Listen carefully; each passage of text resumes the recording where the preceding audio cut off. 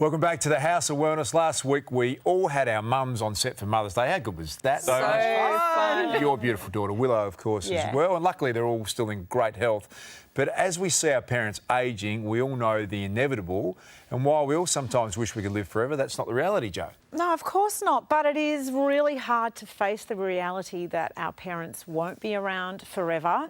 I mean, we're all getting older and, of course, they may get sick, which is all the more reason to have those hard conversations with our parents while they're able to, because nothing would be worse than not knowing what their wishes are if they get sick, and then for us to deal with a mountain of responsibility or care arrangements in the middle of all that grief and stress as well. Yeah, well, it's funny because I was just having this conversation with my brother literally 3 days ago, because my parents aren't that well, and we feel that it is getting to that time that we will need to have those conversations.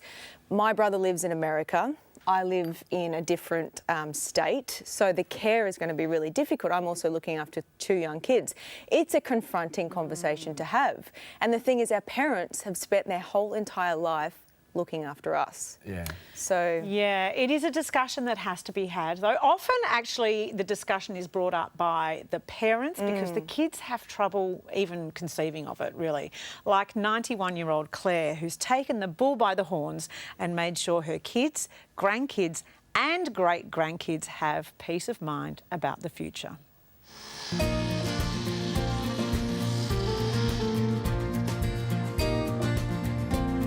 You couldn't meet a more sprightly 91-year-old than Claire Adams.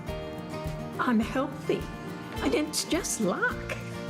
I think it doesn't matter what your ideas are. If you're really sick, then it makes a big difference. But I'm not. It just happens that I'm not. Claire doesn't take her health for granted at all. The great-grandmother squeezes as much as she can out of every day and has just returned from a trip to Africa with her family. This was when I got to the gorillas, and I thought it was beautiful because she had a baby. Hello. Claire appreciates her independence. She still drives and lives in her own home with her very special extended family. I have 2 great companion pets. That's a dog and a cat, and they're very fond of each other, and I'm very fond of them. I love them. I think getting out, I think the animals keep you going, getting out and walking. But Claire is also aware that her health may change at any moment, which is why she's made an advanced care plan, which sets out her end-of-life wishes. It seems to be a very natural thing to prepare and have everyone included. Hi Mum, how you going? Hi Chris. Copies of Claire's wishes have been given to each of her 3 children, with her son Chris acting as medical power of attorney. I think for what Mum would want, I think it was an important thing to do. It might not have been something we wanted to think about, but I think for her comfort and her wishes, I think it was a good thing to to focus on, and also the questions specifically go through situations that she might be faced with. Chris more than understands why many people put off facing the hard reality of end-of-life decisions, but when it comes to the crunch, doesn't want to be left not knowing what his mum wants.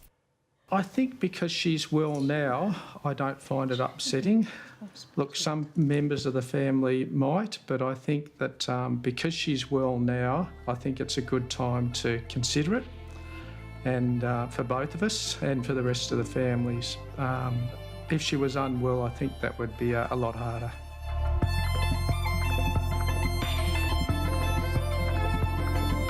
The catalyst for taking action for Claire and her family was when the adventurous great-grandmother agreed to be the model for an artistic installation of a sick elderly woman being kept alive by medical intervention. The model made us think of what could happen in the future and where she may not be capable of making a decision for herself. It also made you think about what Mum could be like if she was sick and how she was basically just being kept alive. The Dying Lady sculpture was the idea of intensive care specialist Charlie Corke and was displayed in Melbourne's busy South Bank district. So this is a sculpture of a fabulous 91-year-old lady to illustrate somebody on life support at the extreme of life. I think it's quite confronting, but at the same time we need to be confronted to actually have these tricky conversations. My dad suffered with dementia. It's too late when you get that problem. It's got to be discussed earlier. I had to be still for 3 hours, but I think I went to sleep. It was just great.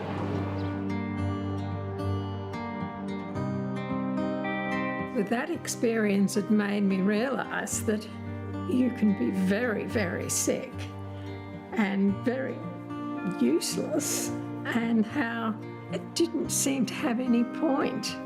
But because I'm older now, I feel we should be more open about it all, because it's going to happen to all of us, and get prepared.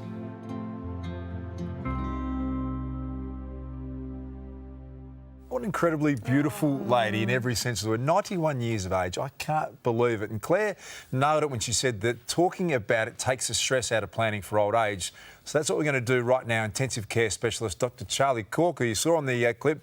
Charlie, welcome to you. Thank you for having me. Now, Charlie, you were responsible for that incredible art installation where Claire was the artist model. What did you want to achieve by doing that in such a public way? Well, really, exactly as she said, to really get people to think about how far they'd want to go. And interestingly, when people look at the sculpture with all of the medical things around it, most people go, I think that's not what I want. But a few people go, that's very reassuring, because there's a lot of things there for her. And that's how we're different. Yeah. And it's very important to understand, because what for one person is appropriate for another person is dreadful. Yes. And we're just realising in medicine that we really have to understand the person. And it's become really important, because what we can do and what we should do, I think, are diverging a bit with what we're able to do. And you can't assume, even though it's a family member, what they would want, obviously. No, it's really hard. So when you say my family and my doctor will know what to do, I have lots of experience, and I can honestly say people don't know. It's really about really having permission to stop. Right. And without that permission, it's really tough, really, really tough. So Claire was incredibly brave there, I think, and seeing herself in a situation that I think would be quite confronting. And when you see that was the catalyst for them to have a conversation within their family. You must often see families that have left it too late. I'm afraid there are a lot of people that leave it too late or too vague. In Claire's situation, she's made Chris the medical power of attorney. Can that role be nominated to multiple people? How should families navigate this? Well, actually, in different states, things are a little bit different. But fundamentally, certainly in Victoria, you nominate one person and then you have another person in case that person's not available. OK. But you don't have to do two. But I think it's the important thing is about choosing somebody, because I think families are often very, very, I don't know about your family, but, a lot of families have a lot of variation. We don't get on well. We have different ways of thinking. Yeah. And so picking one good decision maker who understands you probably is very helpful. Certainly when I'm asking and when the crunch comes, it's very helpful to have a person that the patient trusts to be the spokesman. And Claire is 91. We saw her family set up. What age do you think that we should be having these conversations? Well, as far as an advanced care plan is concerned, I've got one. Something could happen to me today. Something can happen to all of us. As early as possible. We can all have terrible road accidents. All sorts of bad things can happen. I think this is something to do at any time. And you've set up a not-for-profit website to help people navigate these difficult negotiations. What can you tell us?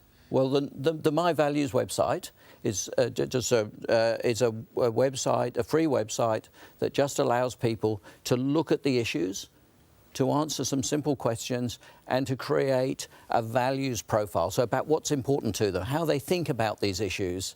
And it's been interesting in doing it that a number of people have said, I wouldn't have guessed that I thought like this, but now I look at it, it's really me. and I'm really pleased about that because it's clearly doing something for them. Charlie, difficult conversations to have with our elderly parents, but I think important ones at the same time. Thanks for coming and sharing that with us today. And how about Claire? She is the most inspirational. Beautiful. That's how I want to age and look like she does at 91. From looking towards our destiny to aiming for 20/20 insight when it comes to future health of our eyes, that and plenty more to come right here on the House of Wellness.